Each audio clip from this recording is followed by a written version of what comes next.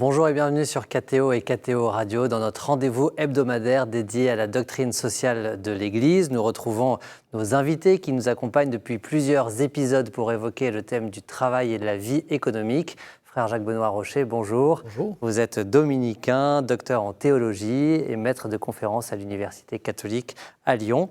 Et Philippe Tixier, bonjour. Bonjour Amaury. Vous êtes président du directoire de Théos, plus connu à travers sa filiale du CEDRE, le groupement d'achat. Et puis vous êtes aussi président du mouvement... Vice-président du mouvement des entrepreneurs et dirigeants chrétiens. Et avec vous, je propose qu'on se pose cette question, l'Église et l'entreprise font-elles bon ménage? Autrement dit, comment est-ce que la doctrine sociale de l'Église envisage le rôle de l'entreprise?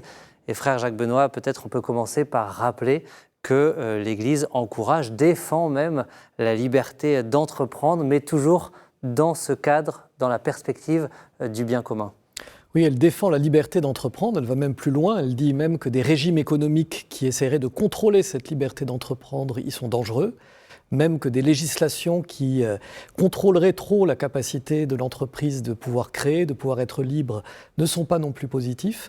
Donc elle va assez loin dans cette perspective pour dire justement c'est ça qui fait le dynamisme d'une économie et qui correspond encore une fois à cette capacité créative que Dieu demande à l'homme.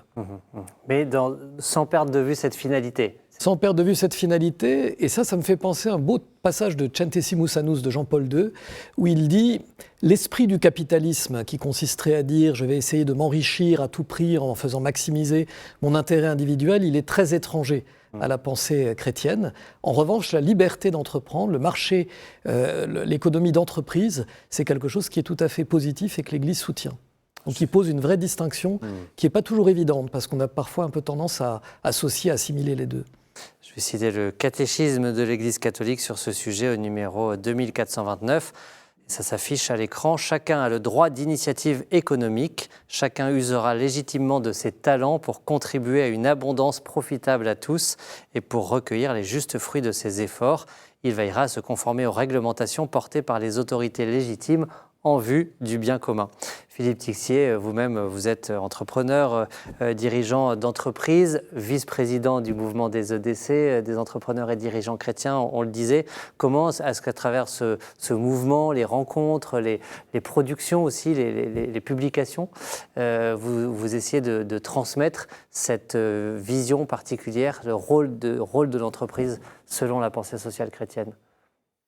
Je dirais effectivement déjà on produit des documents, donc on a notamment les cahiers des EDC qui permettent de mieux comprendre ces principes de la doctrine sociale de l'Église. Nous on parle de pensée sociale chrétienne parce qu'on embarque aussi la tradition protestante et orthodoxe dans nos réflexions.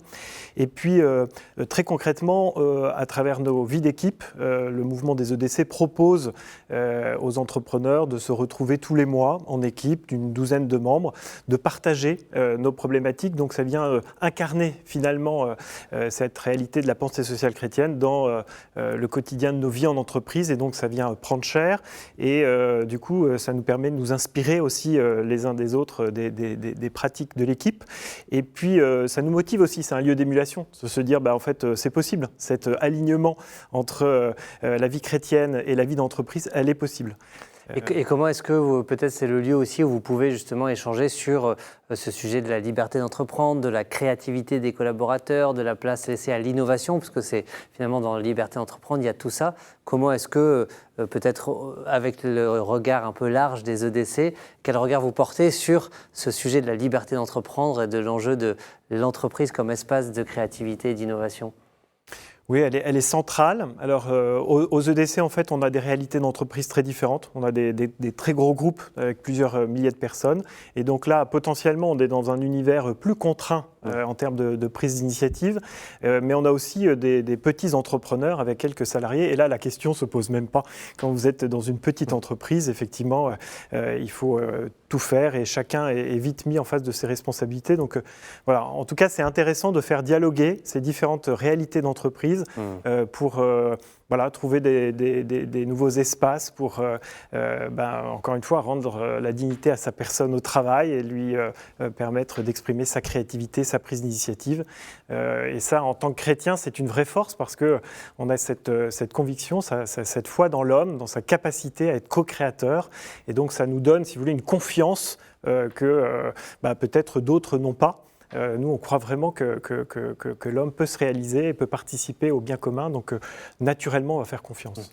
Est-ce que, frère Jacques Benoît, est-ce qu'on pourrait dire que ce que vient de nous partager Philippe, c'est finalement ça la finalité de l'entreprise? Il y a bien sûr le fait de produire, d'avoir une activité de production, de vente, etc. Mais au-delà de ça, et peut-être prioritairement, la finalité, c'est ce développement intégral, je reprends l'expression de Paul VI, de tout homme et de tout l'homme, à travers l'entreprise. C'est ça le but de la finalité, au-delà de la production d'activité elle-même? Oui, alors je n'opposerai pas les deux. Je crois qu'il ne faut pas non plus se dire, voilà, une entreprise, elle est aussi là parce qu'elle doit avoir une activité économique, elle doit avoir une certaine rentabilité. Il ne faudrait pas non plus se méprendre sur cette finalité-là, qui est noble aussi. Mais effectivement, elle a, notamment dans cette perspective chrétienne que vous avez rappelée, et puis qui est illustrée par des grandes figures, encore une fois, d'entrepreneurs chrétiens qu'on a pu voir, cette fonction d'être aussi un lieu de vie. On parle parfois de communauté d'entreprise même, donc ça peut aller très loin de se dire il y a quelque chose de cette œuvre à laquelle chacun peut participer à la hauteur de ses compétences, de ses talents, et qu'on peut l'expérimenter effectivement en entreprise. Ça, oui. Mais sans contradiction, effectivement, c'est-à-dire le fait de produire, d'avoir une activité avec des objectifs économiques, c'est légitime, c'est noble, et en même temps que ce soit au service des personnes qui y travaillent et de l'ensemble de la société. Voilà, moi je crois qu'il ne faut pas trop vite opposer les deux. Peut-être, alors là c'est un peu un prisme qu'on a volontiers en se disant il ne faut pas penser qu'au profit, etc. Et c'est tout à fait vrai, mais une entreprise, elle doit aussi avoir le nez sur un certain nombre d'indicateurs économiques et ça fait partie de ses réalités. Le profit est légitime, mais on pourrait dire que ce n'est pas le seul indicateur qui mesure le succès, on pourrait dire, de l'entreprise. Il est important aussi de prendre en compte cette dimension humaine. Oui. Philippe Tixier, parce que, frère Jacques Benoît, vous évoquiez justement, vous utilisiez le mot de communauté, et dans Centesimus Annus, Jean-Paul II parle de l'entreprise comme d'une communauté solidaire, qui n'est pas renfermée dans ses intérêts corporatifs, mais qui doit tendre à une écologie sociale dans le travail et contribuer au bien commun. Et il ajoute, et c'était là, Philippe Tixier, où je voulais vous passer la parole, notamment à travers la sauvegarde de l'environnement naturel. C'est-à-dire que dans la vocation de l'entreprise elle-même, il doit y avoir ce souci aussi de prendre soin de la création. Comment est-ce que peut-être vous le mettez en place vous-même ?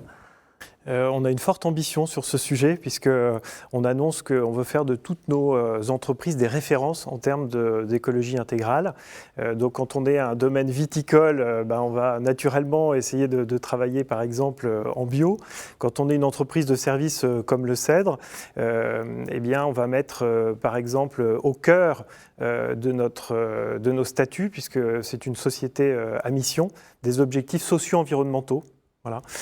Et donc, en l'occurrence, l'idée, c'est effectivement de négocier avec les fournisseurs pour qu'ils puissent tenir compte, effectivement, du bien de la création. Donc, en l'occurrence, on va, dans nos critères de sélection des fournisseurs, réserver 20% de la note d'évaluation à des critères RSE. Du côté des clients, on a un engagement à les accompagner dans leur conversion écologique, en tout cas, pour qu'ils puissent consommer de manière plus sobre. Voilà. Et ça s'applique aussi sur les locaux, sur des projets aussi que vous pouvez soutenir en lien avec ce... C'est effectivement le troisième objectif, on se l'applique à nous-mêmes, c'est essayer d'être exemplaire. Et en l'occurrence, l'exemple du moment, c'est l'extension de notre siège qui, au regard de la région, qui est un des financeurs de ce bâtiment, le qualifie d'exemplaire et de démonstrateur parce qu'il est particulièrement vertueux au regard des critères écologiques. C'est un bâtiment avec des matériaux biosourcés, géosourcés et qui emploie plus de 50% de réemploi dans les matériaux de secondes œuvres.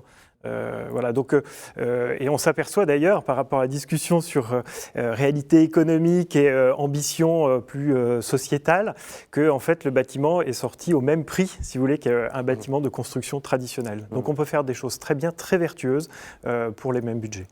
Frère Jacques Benoît, pour que l'entreprise puisse remplir cette mission, et on en voit l'envergure, il y a donc des acteurs aussi qui ont un rôle particulier à jouer. On évoquait l'État, les institutions économiques, et puis il y a cette idée des corps intermédiaires qui revient souvent dans la doctrine sociale. Qu'est-ce qu'on appelle les corps intermédiaires et dans quelle mesure sont-ils là pour participer à ce bon équilibre entre la liberté privée d'entreprendre et en même temps l'action publique et le service du bien commun? Oui, alors les corps intermédiaires, c'est une expression effectivement qui vient de loin, qui vient d'une réflexion déjà médiévale. Mais l'idée, c'est de dire on ne peut pas concevoir l'individu en face à face avec l'État ou en face à face avec l'entreprise. Il faut qu'il puisse avoir affaire à d'autres avec lesquels il s'organise pour pouvoir lui-même porter ses revendications et puis pour pouvoir aussi traduire les revendications qui pourraient être individuelles dans le sens du bien commun. Il ne s'agit pas de dire moi dans mon coin je veux une petite augmentation de salaire, mais il s'agit de dire comment est-ce qu'elle peut s'inscrire dans une demande plus générale de l'ensemble des salariés, de ma branche, de mon entreprise, comment est-ce que, vu l'état économique du pays, vu l'état économique de l'entreprise, c'est quelque chose de raisonnable ou non. Et là, je crois qu'il y a quelque chose à retrouver finalement, de dire on n'est pas dans cette perspective un individu contre des grandes structures, mais c'est vraiment des groupes ensemble qui essaient de réfléchir ensemble à ce qui est mieux. Et ce qui est bien. Et qui peut justement accompagner la prise de conscience ou la responsabilité individuelle. J'ai des aspirations, mais il faut que je les situe dans un environnement plus large. Oui, tout à fait. Il s'agit de dire, c'est pas moi qui porte ma revendication, même si elle est légitime, mais comment je fais en sorte qu'elle puisse contribuer au bien commun. Voilà. Philippe Tixier, en quelques mots, quelle serait pour vous la vocation, comment résumer la vocation du dirigeant d'entreprise? Parce qu'effectivement, quand on parle du rôle de l'entreprise, le dirigeant ou la dirigeante de l'entreprise a un rôle particulier à jouer. Comment résumer, définir ce rôle particulier? Je dirais que le dirigeant, c'est celui qui porte une vision, qui est capable de porter une vision long terme et d'embarquer toutes ses équipes autour de cette vision. Merci pour cette formule concise. Frère Jacques Benoît, Rocher, Philippe Tixier, merci pour vos témoignages. Je renvoie encore une fois au compendium où on retrouve beaucoup de références sur tous ces textes que nous évoquons avec des extraits des encycliques Rerum Novarum, Laborem Exercens, Centesimus Annus, qu'on essaie de vous partager tout au long de ces émissions. N'hésitez pas à vous y plonger. C'est une mine, un trésor, parfois peut-être un peu méconnu. Et puis on se retrouve la semaine prochaine pour une dernière émission sur le thème de la vie économique et du travail. À bientôt.